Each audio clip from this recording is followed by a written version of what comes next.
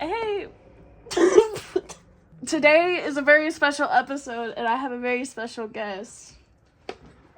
Hey guys, it's me, Esperanza Evajoy. I'm back. Actually, in a while since the people have heard from you. Right? Besides, like... I've been MIA. Yeah, she really has. I've been under the radar.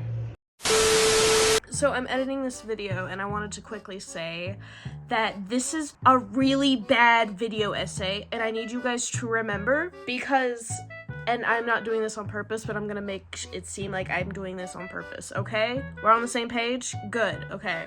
Don't tell anyone else. I'm just bringing back to what YouTube was like back in the good old days, just people pulling up a camera and just yapping.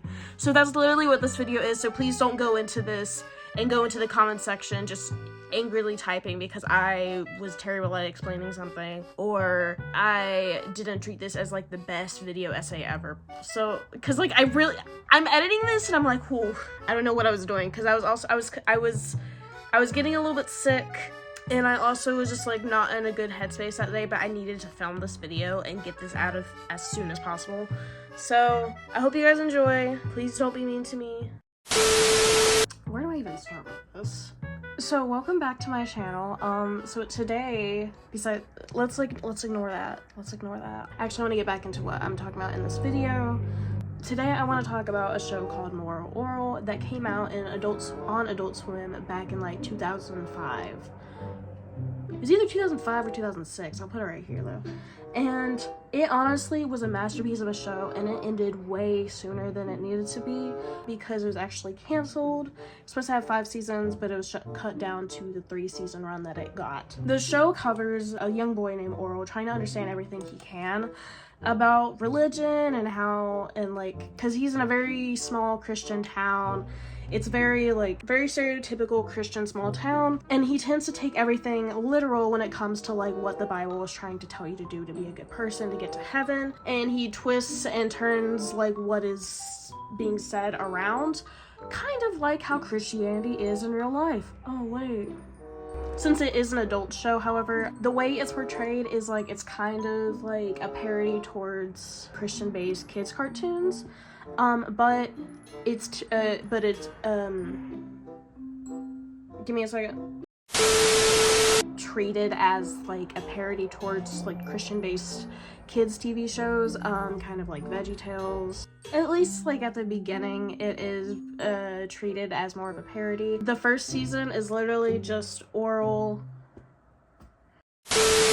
The original concept is so like interesting. I was instantly hooked whenever I first started watching it. Like me and my roommate started like binge watched it in under 2 or 3 days. 3 or 4. I'll say 3 or 4 days. And it was just honestly like, it was so good. It was like yummy brain food at the time. Yum yum. I also just got like more invested as time went on. And I feel like that is very known for a lot of Orel fans for like their first time watching, because it kind of has a slow start, but once you get into it, it gets pretty deep real fast. Like it's just like, it goes down a hill. Since it has so much lore, I got really into it real fast. They honestly just have really well-made characters, and would have had like great development if it continued. There was a lot of ideas that they really wanted to do, but they couldn't do because they didn't have enough time. One example that I can think off the bat is the fact that Nurse Bendy and Stephanie were actually supposed to be turned into a couple by the end of the series, but obviously that did not happen. Like each character honestly just had like such a heartbreaking story, and it made me feel for them. At first you kind of just like hate these characters because they kind of just give Orel terrible advice and are often seen as being homophobic and or racist. But then you learn more about these characters, and honestly just give each of these characters therapy, and we probably wouldn't have Morelton, but also please give them therapy. Everyone in Morelton just needs it. Since the characters were so well made, I do want to stop and talk about them for a second. I don't have time to talk about all of the characters, however, I do want to talk about the main ones that played a big part in the story. Starting off, Orel is the first one that I want to talk about. He is a very innocent, naive kid. It starts off when he's 11, but by the end of the series, he's about like 12, 13-ish. And he's just kind of like trying to learn the ways of life and just like how he should worship his religion, because a religion is a very big part of him, and he knows it's a very big part of his family, and he wants to honestly get that acceptance from his family, especially his father. But as the show goes through, he slowly loses that respect for his father, and it is so beautifully well made, because season 1 is literally just filled with, you know what, we'll get into that. I need to stop myself. We're getting back into the characters. I'm talking about that later. And it's just like who he wants to be as a person, because like when you're at like, by the time you hit 10 to 11, that's when you really start to figure out who you are as a person, especially when you hit 13. He just wants to be a good person, and he's trying really hard to. To me, it's pretty accurate, because as someone who grew up in a small religious town, often stereotypical Christianity mindsets, and I'm using that as because stereotypical Christianity to what we see often today and what real Christianity is are two separate things. That's a topic for another day. I'm not going to get too much into it, but that's what I'm going to be referring it as. And since a kid has so much imagination and just trying to explore the world and like around them and just like understand it, Orel is like the perfect personification of that, and it definitely shows. Throughout the show, he kind of is just seen as doing stupid things because he is misunderstanding what he is being taught in church. And every time he finds himself doing something that like kind of like is really he should not be doing, his father will punish him, and which will lead him to go meet me in my study. Another character that played a big role in this show was Clay Pumpington, Orel's father. He plays as kind of like the main villain, I'd like to say. At first, you can tell that just right off the bat that Clay is not a good father at all, but you see him through Orel's eyes, and it's very obvious that he sees his dad as a loving, nurturing man. It's very just interesting to slowly see the rose-tinted glasses start to crack throughout the show. But he just slowly starts to see the cracks through like his father's facade, and you also begin you just begin to see it. He's also a bad alcoholic. He struggles with that throughout the show, and he has been struggling with his bisexuality. That's another big part of why he is the way he is, because it's a Christianity-based town, and this is a Christian-based family. You can't be gay, guys. Remember, you can't love same sex. No. But besides the struggles of his bisexuality, he also just struggles a lot with self-worth coming from his father. We do see a little bit of his past and how his father blames his mother's death on him. And because of that, his father just slowly starts to see that he's just not even worth it. And he does not like that idea. He wants to be worth it, even if it means to be beaten. And that's why he beats Orel so much. And it's because he thinks Orel is worth it.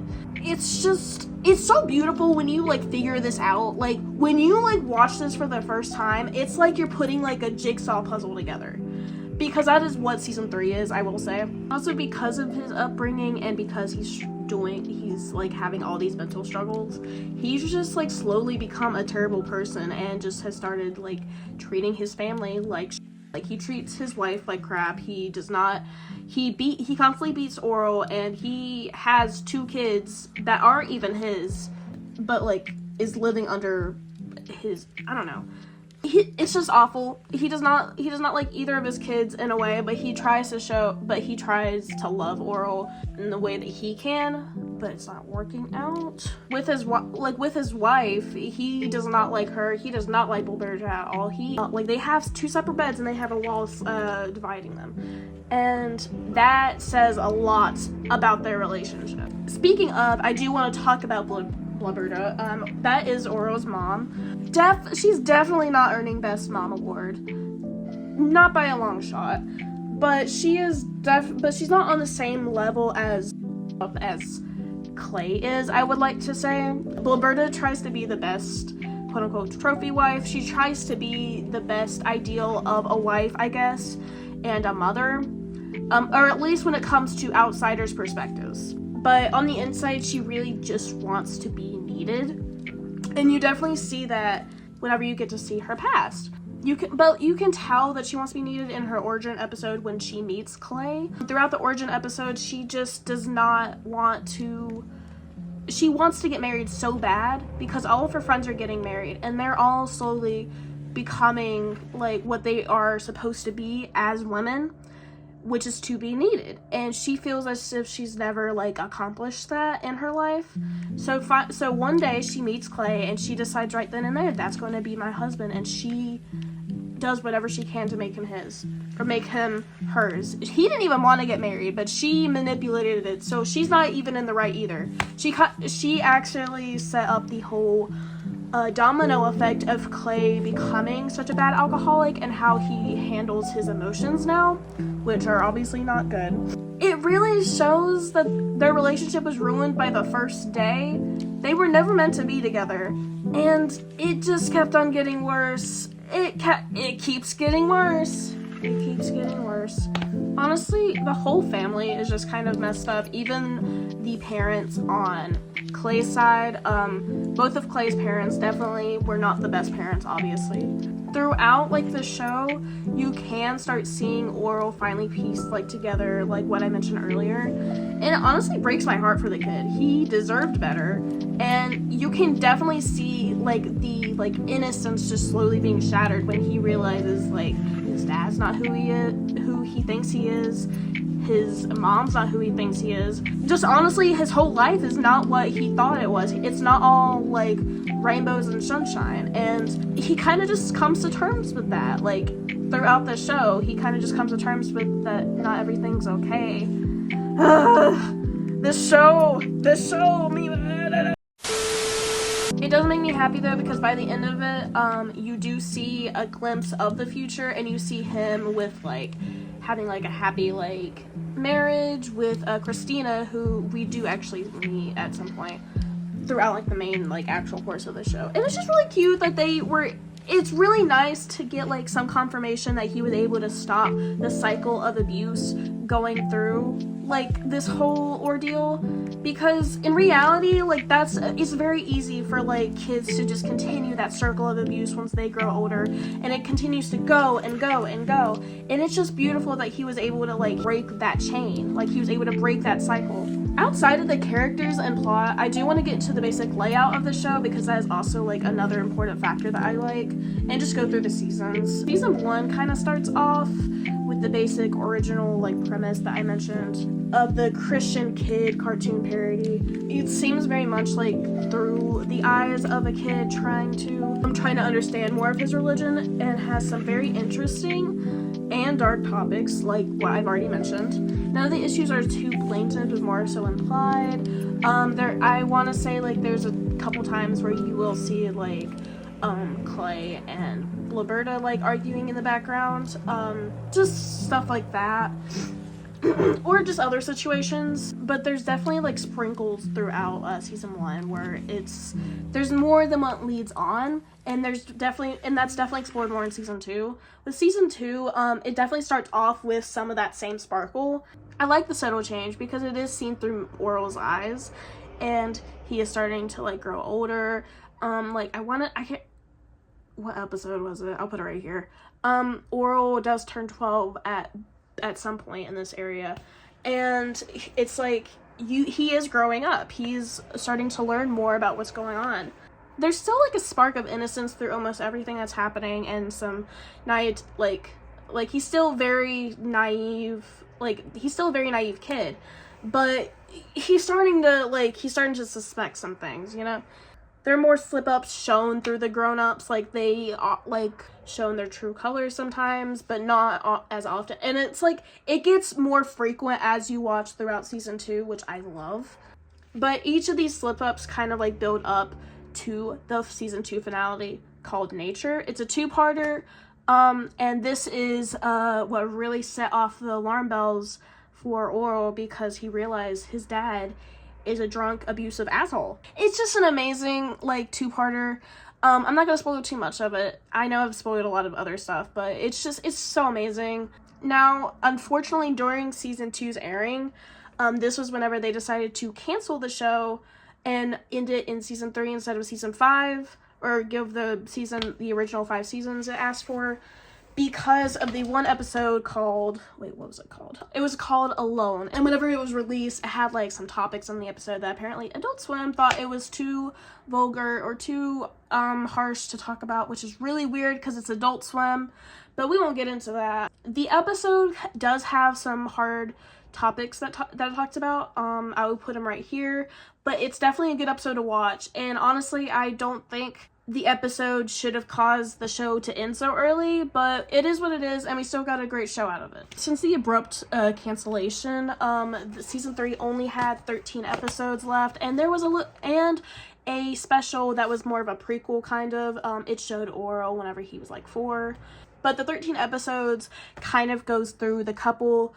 It goes back and forth.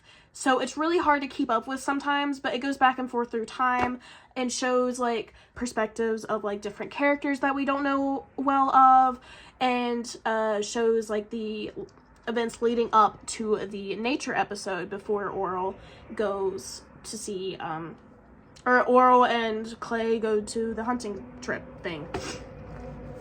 It's really good. Season 3, so good. I probably will rewatch season 3 by itself because you honestly can if you would like. I think you could honestly skip season 1 if you wanted to, but I think season 2 and 3 are very well needed to be watched. It's amazing. Hello. She left. I hope She's y'all are leaving paying me. attention because this is some real important information.